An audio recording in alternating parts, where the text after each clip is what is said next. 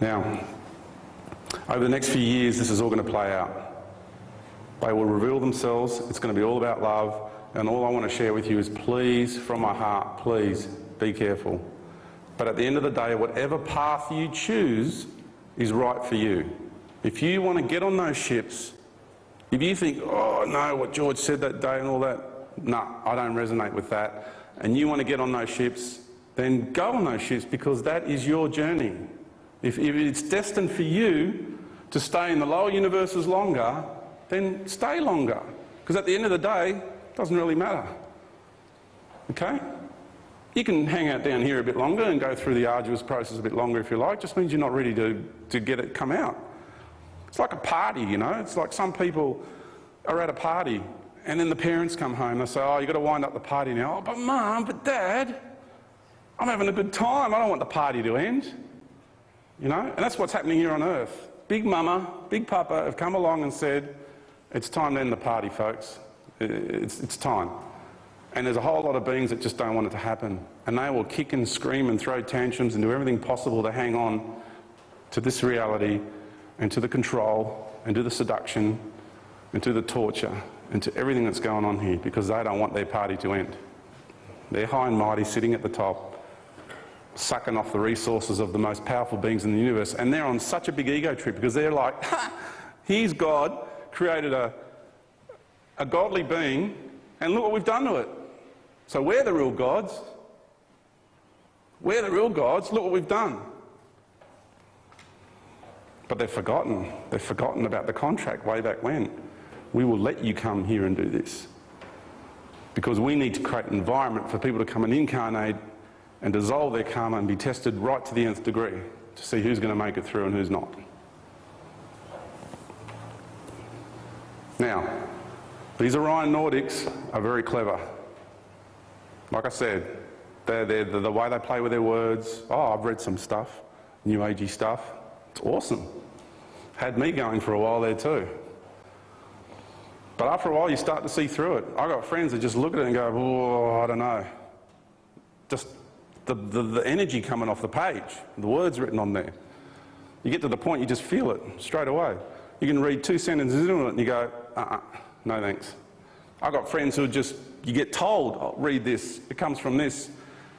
And my friend goes, no, don't want to read it. Don't want to look at a video, don't need to. Just don't need to. Because that being in its heart already knows. Already knows. Doesn't even have to look at it. No thanks. Yeah. Now, what the Orion Nordics are saying now is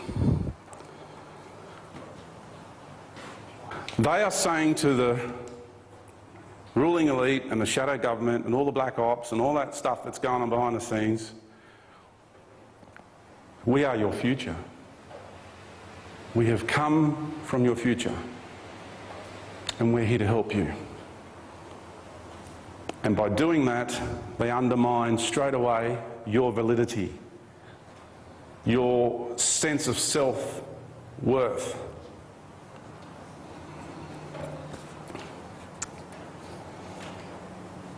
It's a good con. I mean, if you needed to approach a planet, you've got to put yourselves in their shoes, you see. If you needed to approach a planetary population, what would you do? You know, what would you do? What would you do? If you put yourself in their shoes, we are your future. So it's like, oh, good little children, we're so much more involved than you are. Listen to us, we will look after you. What a con. And the amount of money, and where that money comes from, my goodness, I won't go into it. The amount of money that has been spent on these projects that these beings, see what they do is they come here and they get into the ruling elite of the planet and into their heads and they keep them busy. You need to create this project and do this and, oh, we'll teach you about wormholes. Here, look at this technology. And the scientists are like, wow, that's amazing. And they are just whoosh, tunnel vision. They're like kept in this little paradigm on the planet, you know? This little circle. So you've got this big planet, and these beings are just kept in this little paradigm, right? To give it to you visually, right? Kept busy. Right, we've got these guys working on that project there. And then what they do is they sort these people out. They feel them out. Who's worthy, who's not, who knows, who can see, who susses us out, who's conforming to our agenda, and who's not conforming to our agenda. So they've got all these projects, scientific projects, with all this high-tech stuff, because don't forget, they deprived us all these hundreds of years. They're the ones that plunged everybody down into the dark ages, stripped everything away, tried to hide all the ancient technologies. Like, I know how we built the pyramids, I was there. We just went up to the rocks, we asked the rocks, consciousness, because each mountain is a being, right, as well, and you ask, would you like to be a part of this project? And the rock goes, yes, I would. Some say, no, it's not my path. And the rocks divide themselves into whatever amount of molecular structure you require. Because you tell it, this is what I want to do. Do you want to be a part of it? So you work with nature. You're one with life. And then you project an energy resonance into that rock and you levitate it. You alter the molecular structure. The thing floats. It's easy. Okay? I can't do it right now, obviously, because I'm still on limited consciousness, but I'm reliving what I did back then, okay? That's where I'm coming from when I'm talking about this. It was easy back then. It's just so effortless when you do these things, when you're in that state of being. And you just levitate the rocks, and you just float them. You can push it with a little pinky, right? And then you put it in a position, and you just slowly re-densify that rock, and the rock just slowly comes down and moulds itself into place. That's why you can't even get a bit of paper between the rocks and the pyramids. Everything's just so perfect. And that's why when monuments are built this way, they stand the test of time. And the Templars did a project. They went to a mountainside and they got all the rocks from the bottom up, okay? And all the rocks they took from the top first, they put aside, and the rocks that were at the bottom of the cliff face, or the quarry, they put at the bottom of the building. And they built two churches side by side. And then they restructured the rocks the same way they got it from the hillside. And then they built another one just here and there. We'll use this rock, then we'll use that rock. And after 200 years, that one started to crumble, and that one is still standing today perfect. Because you're still maintaining the energy patterns, the life force energy through that rock. And that's why the pyramids still stand and have stood the test of time. Okay? And in South America, all the monuments, etc., etc. So, being bedazzled by technology. So here you have the Greys now, who are saying, oh, we come from this timeline from your future. No, they don't. What happened with the original Greys, because this story of the Greys that they're projecting to the planet now is there was an original race of humanoid beings on a planet that they had nuclear disaster, they went underground, and they came out a few 100,000 years later, and they chose the path of technology, and they genetically removed emotion, everything out of their DNA, because they needed to do that to live in such a confined space. And all their body parts atrophied, and that's why the Greys look the way they do. Now, that's the original race that did that.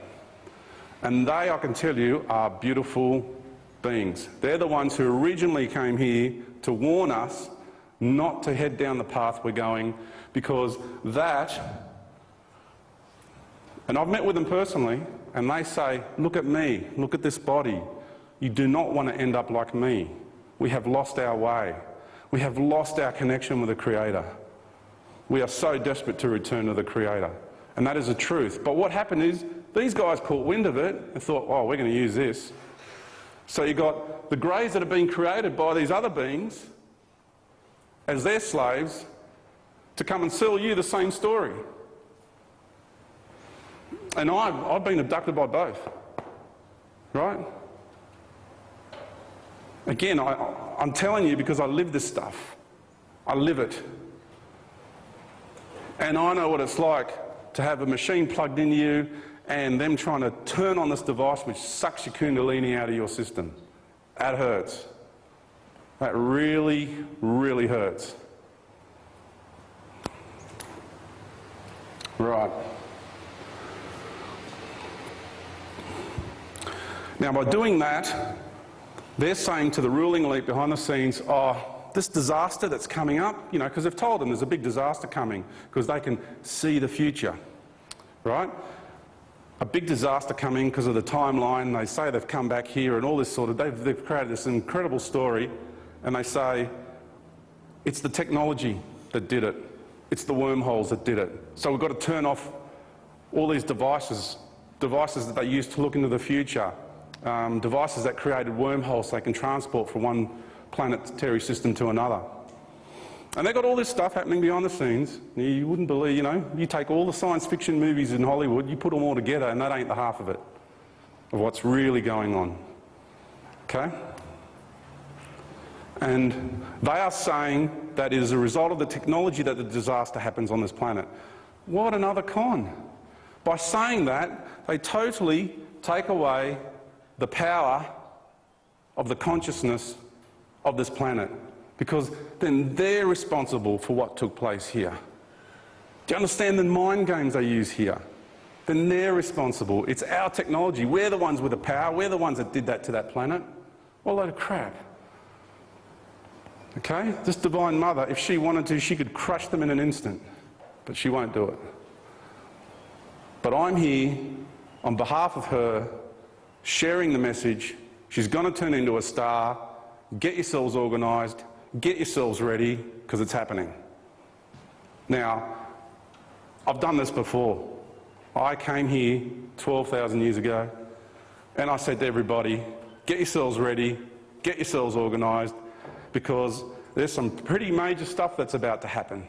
And I've got a group of friends who I have karmic ties with, and I came here and I told them 12,500 years ago that this was going to happen, and they didn't believe me then, and they don't believe me now.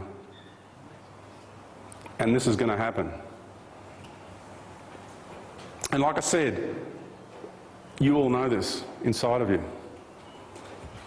So, having said that the whole ecosystem is going to go and turn into a star, I just want to divert a little bit, change the energy, and read this. Because when I say that you'll know it for yourselves, I want you to know that a lot of people are getting this around the planet. Here's an email I received. What can we do to help this transition of mankind and Earth? That is my question to you.